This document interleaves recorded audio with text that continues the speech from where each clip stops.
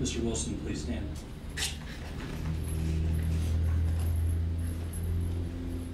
Conclusion and sentence. The defendant committed two truly horrific murders of innocent children. Taten's death in particular was especially cruel and undoubtedly painful. On count one of the indictment regarding the death of Robert Baker, the court finds that all three aggravating factors proven beyond the exclusion of a reasonable doubt. The court finds the factors are proven are sufficient to impose a sentence of death. The court finds the defendant is eligible for the death sentence on this count.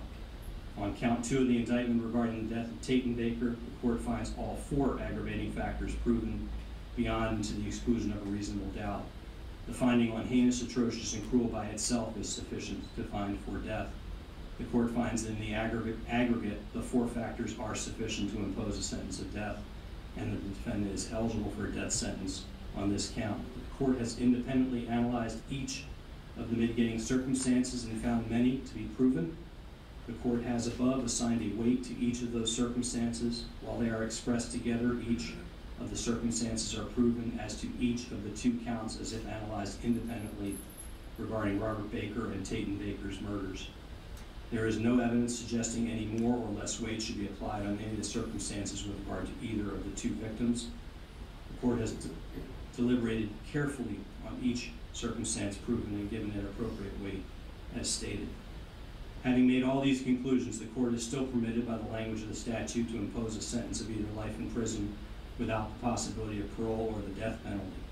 The defendant asks this court to disregard the verdict and override it in favor of life. This is not the case for such action.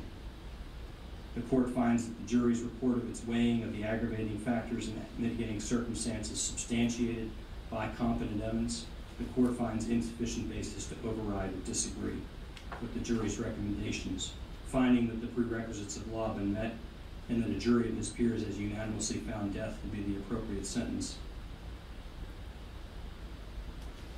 and finding independently that such a sentence is warranted. The court hereby orders and the judges on count one of the indictment, the first-degree murder of Robert Baker. The defendant is remanded to the custody of the sheriff of Putnam County to be held and transmitted to the Department of Corrections,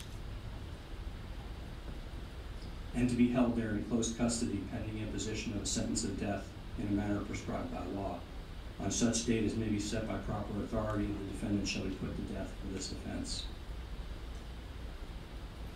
On count two of the indictment, the first-degree murder of Taten Baker, the defendant is remanded to the custody of the sheriff of Putnam County to be held and transmitted to the Department of Corrections and to be held there in close custody pending the imposition of a sentence of death in a manner prescribed by law.